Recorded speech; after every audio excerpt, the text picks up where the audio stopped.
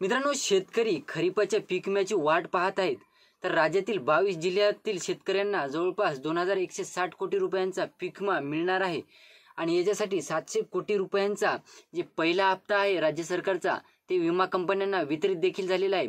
आता 22 जिल्हे कोणते आहेत, तुमचा देखील या 22 जिल्ह्यामधील जिल्हा असेल तर मला कमेंट करून सांगा. त्या जिल्ह्याविषयी मी एक सविस्तर व्हिडिओ बनवण्याचा प्रयत्न करेल, जेणेकरून तुम्हाला तुमच्या जिल्ह्यातील महसूल मंडळ किती पात्र आहे, त्याचबरोबर शेतकरी संख्या किती पात्र आहे आणि हेक्टरी किती रुपये पीक विमा तुमच्या खात्यावर वितरित होणार आहे त्याविषयीची सविस्तर माहिती द्यायला मला मदत होईल. तर व्हिडिओवर नवीन असाल तर चॅनलला सबस्क्राईब करा आणि समोरील जे बेल आयकन बटन आहे ते दाबायला विसरू नका. तर नमस्कार मित्रांनो, मी राज सूर्यतळ, स्वागत आहे कृषीमॅन यूट्यूब चॅनलमध्ये. मित्रांनो, गेल्या कित्येक दिवसापासून खरीपाच्या पीक विम्याची वाट बघून होते शेतकरी आणि शेतकऱ्यांनी आज सुद्धा सोडली होती व शेतकऱ्यांना 25% अग्रिमचा असो की 75% उर्वरित असो की वैयक्तिक क्लेम केलेला पीक विमा असो, हा शेतकऱ्यांच्या खात्यावर वितरित होईल की नाही अशी शेतकऱ्यांना गॅरंटी सुद्धा राहिलेली नव्हती.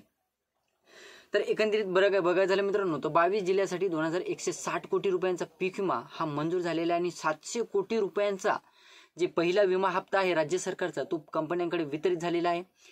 यवतमाळ जिल्ह्यातील शेतकऱ्यांना हा पीक विमा वाटप देखील झालेला आहे. गेल्या काल परवापासून हा पीक विमा यवतमाळ जिल्ह्यातील शेतकऱ्यांना हेक्टरी कापूस पिकासाठी जवळपास 4500 रुपये आणि तूर पिकासाठी मला वाटते 2000 रुपये, 2100 याप्रमाणे तूर पिकासाठी आणि त्यानंतर सोयाबीन पिकासाठी असा मिळून जवळपास 14 ते 15,000 रुपयाचा पीक विमा शेतकऱ्यांसाठी मंजूर झालेला आहे. तर याविषयीची सविस्तर माहिती, जे कोणते 22 जिल्हे आहेत त्याविषयीची माहिती घेण्या अगोदर थोडीशी इतर माहिती घेऊया, ज्याच्यामध्ये खरीपा 2024 मध्ये शेतकऱ्यांचं मोठ्या प्रमाणात नुकसान झाले होते. हे वारंवार आपण व्हिडिओच्या माध्यमातून क्लिअर करत आहोत. तर शेतकऱ्यांनी जवळपास नुकसानीच्या पूर्वसूचना म्हणजे काही शेतकऱ्यांनी नुकसानीचे जे पीक विम्याचे जे क्रॉप इन्शुरन्स ॲप असो की इतर काही असो त्या अनुषंगाने शेतकऱ्यांनी क्लेम केले होते, पिकांचे क्लेम केले होते तलाठ्यामार्फत म्हणा किंवा आपल्या स्वतःच्या जे वैयक्तिक क्लेम केलेले असो की असे असो. तर शेतकऱ्यांनी क्लेम केलेले होते. तर काही ठिकाणी नुकसान वाईड स्प्रेडमध्ये गेलेले आहे. तर नुकसानीचे पंचनामे झालेले आहेत, परंतु काही ठिकाणी काय झालेले आहे, नुकसान वाईड स्प्रेडमध्ये गेलेलं आहे.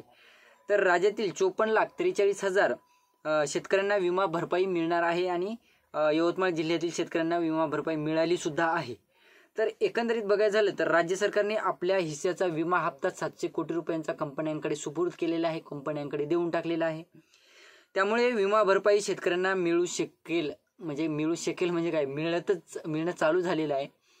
तर इतर जे जिल्ह्यातील शेतकरी आहेत त्यांचं सुद्धा आता काल परवाच्या व्हिडिओमध्ये आपण परभणी जिल्ह्याविषयी माहिती घेतली होती की यवतमाळ नंतर आता परभणी जिल्ह्याचा सुद्धा पीक विमा 25% अग्रिमचा वाटप होणार आहे. तर एकंदरीत बघायचं झालं तर कोणत्या जिल्ह्यातील किती शेतकऱ्यांना विमा भरपाई द्यायची याचा आकडा कंपन्या आणि कृषी विभागाकडे आलेला आहे.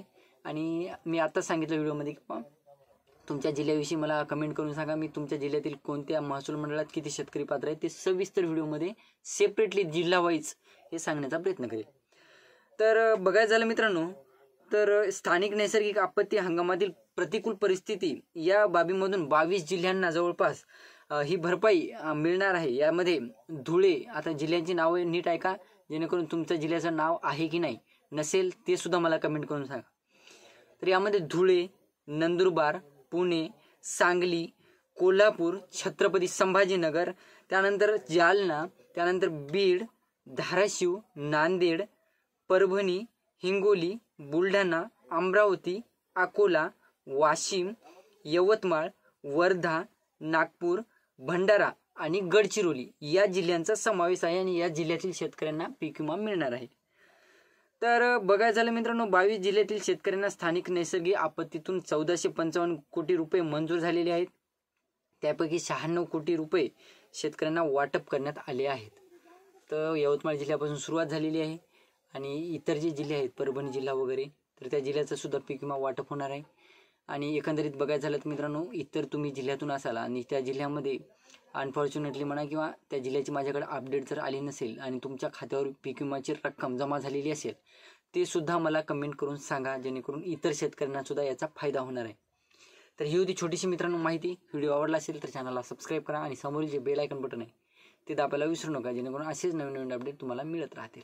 धन्यवाद.